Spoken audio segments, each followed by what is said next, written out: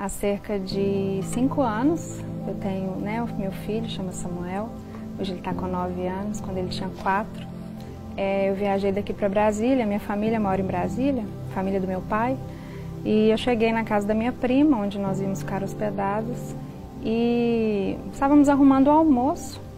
E Samuel brincando com os cachorros. Ela criava vários cachorros, ele estava brincando com eles.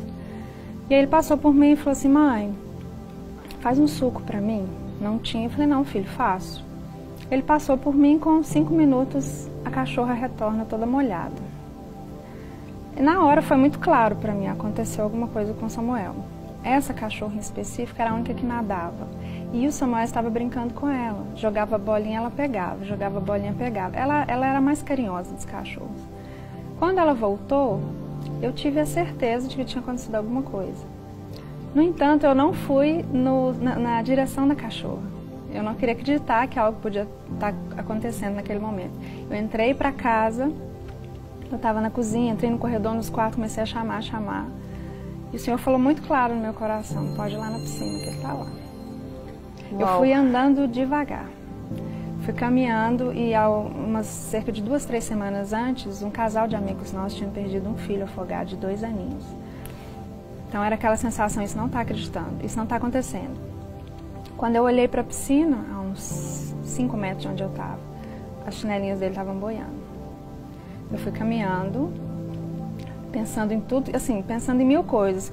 Tomara que a chinela esteja ali, ele tenha caído do lado, ele esteja atrás das árvores, qualquer coisa. Quando eu cheguei na beira da piscina, ele estava lá no fundinho, virado, bem no fundo da piscina. Foram coisas de minutos, segundos talvez. Mas eu pulei imediatamente na piscina. A piscina era mais funda, mais alta, do que eu. Pulei e eu gritei antes de pular e minha família veio, as pessoas que estavam lá conosco, e eu levantei ele, porque eu não conseguiria tirar ele da água. E aí eu saí da água e o meu filho estava morto. A barriguinha dele já estava bem funda, os olhos cinzas já abertos, e a mandíbula dele, aqui já estava bem fundo, mandíbula travada, a gente não conseguia abrir a boquinha dele. E aí tive essa consciência, porque o Senhor falou comigo: me adora e entrega ele. Nessa hora? Nessa hora. Fica à vontade. E eu não encostei nele. Eu só comecei a adorar o Senhor, agradecer pela vida dele. Agradecer pelo tempo que o Senhor tinha me permitido estar com ele. E eu comecei a agradecer ao Senhor e orar. E aí as pessoas que estavam em volta dele, orientadas pelo SAMU, começaram a fazer os primeiros socorros. E ele não voltava.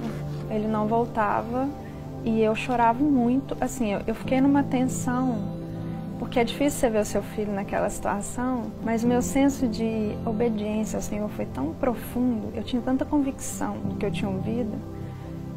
Eu não vou dizer assim, o Senhor não me permitiu pensar, me entrega e eu te devolvo. Mas eu sabia que aquilo ali era coisa do controle de Deus, sabe? Assim, o Senhor estava ali comigo, tanto para o óbito ou não. E eu do lado, só orando e agradecendo. E aí foi quando eu escutei o primeiro suspiro. E aí eu comecei a ministrar a vida no Samuel, sabe? Assim, comecei mesmo: Senhor, ministrar a vida do Senhor na vida dele. Traz o Samuel de volta para mim. E comecei a chamar por ele: filho, a mamãe está aqui, a mamãe está aqui. Chamando ele. E ele custava puxar o ar e voltava e parava. Custava puxar o ar, voltava e parava. E aí a gente começou a ver que alimentos começaram a voltar. Ele tinha acabado de comer uma coisa, a gente tinha chegado em Brasília, muitas horas de viagem. E aí a gente forçou bem a mandíbula dele. E aí ele começou a ter uma respiração com dificuldade, mas mais frequente. Só que ele começou a gritar muito. Ele berrava. E quanto mais ele berrava, mais dificuldade ele tinha de respirar. E eu comecei a cantar para ele. Cantei vários louvores. Tem a música Príncipe da Paz, que é uma música do Diante do Trono. Eu cantava muito para ele quando ele estava na minha barriga. Muito. E isso começou a acalmar ele. Só que com a questão de eu cantar para ele, o chefe da equipe falou assim, eu não tenho como levar essa criança sem a mãe. Ele falou assim, eu não sei o que ela está fazendo, mas eles precisam ir juntos. E eu fui cantando para ele o tempo todo, até ele chegar, e a oxigenação veio voltando, até chegar no hospital. Chegando lá, ele ficou gritando ainda muito, né? E aí os médicos resolveram dar uma medicação muito forte para ele, porque eles estavam com medo dele ter uma parada respiratória e ser, infelizmente, o que, né, daria um final na história, já que ele tinha conseguido alcançar tantas coisas. Aí deram uma medicação forte, ele dormiu durante 3 horas. Quando ele acordou, o médico falou, você não toca nele, deixa ele descer, deixa ele andar ou conversar e vamos ver o que aconteceu. Aí ele levantou e falou assim, mãe, o que eu tô fazendo no hospital? Eu falei, filho, você tá um pouquinho dodói, a mamãe te trouxe, mas tá tudo bem, a gente já vai sair daqui. Aí ele levantou, desceu da cama, foi no banheiro, fez xixi, voltou, sentou e falou assim, mãe, você sabia que eu afoguei? Eu sabia, filho, mamãe trouxe você no hospital porque ficou um dodóizinho no seu pulmão, você vai tomar o remédio e vai ficar tudo bem. Ele falou assim, eu fiquei te esperando na água, você demorou muito para me buscar. Eu falei, filha, é porque a mamãe ficou um pouco sem coragem. Ele falou assim, mas não tem problema, porque enquanto você não vinha, eu estava conversando com Jesus. Ele ficou comigo o tempo todo. Ele me levou num lugar lindo, que tinha uma mesa muito grande, cheia de frutas. Só que eu só comi banana e maçã, porque eu não gostava das outras. Você sabia que ele me ressuscitou? Eu falei, sabia. Ali eu tive a convicção, né, do agir e do controle lindo de Deus em tudo. E o mais lindo foi que o médico entrou e ele falou assim, eu não tô vendo sequela nenhuma nele. E ele contou vários detalhes dessa experiência dele. Ele falava assim, mãe,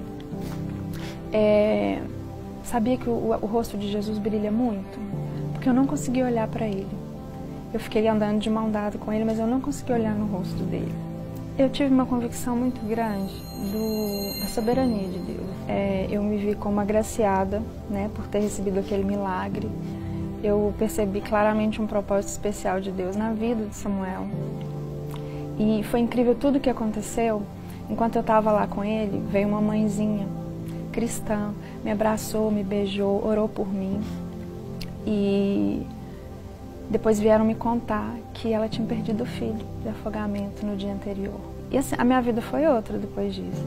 Foi outra com o Samuel, foi outra com o Senhor, sabe? Eu não tenho como ter dúvida da existência de Deus. Hoje o Samuel está com quantos anos? Está com 9 anos. 9? E alguma coisa ficou desse? Nada, nenhuma sequela. Nada. Inclusive, quando ele ficou internado, isso foi numa sexta-feira. Aí no sábado à noite o médico falou comigo, olha, liga no seu trabalho, eu estava em Brasília, você vai ter que ficar aqui pelo menos uma semana. Ele está com pneumonia gravíssima nos 2 pulmões, foi uma bactéria que pegou. Eu não tenho a menor condição de liberar essa criança. Isso era por volta de 10 horas da noite, foi o último exame do plantão que ele fez. Quando eu cheguei no quarto no outro dia, 8, 10 horas da manhã, ele estava com a malinha pronta. Eu falei, o que aconteceu? Aí a enfermeira falou, a chefe do plantão falou, olha, nós fizemos outros exames agora de manhã, fizemos 2 vezes, esse menino não tem nada nos pulmões. Aleluia, glória a Deus. Mateus 11, 27 diz assim, todas as coisas me foram entregues por meu Pai. Ninguém conhece o Filho a não ser o Pai, e ninguém conhece o Pai a não ser o Filho, e aqueles a quem o Filho o quiser revelar. O Samuel, filho da Janaína, disse para ela assim, mãe, você sabia que Jesus me ressuscitou? Essa é a fala dele para a mãe após o incidente de afogamento. Que experiência angustiante, gente, traumática, e que deve ter despertado uma sensação de impotência enorme naqueles que estavam à volta da cena. Porém, essa experiência teve uma resposta pronta, amorosa, salvadora e única. Ter vivido a manifestação em sua vida ao revelar com esse grande guardião e soberano Senhor. Muitos caminharão em suas vidas com o conhecimento de Jesus e a descrição do seu poder. Outros vão viver milagres que será irrefutável não acreditar a Deus essa ação.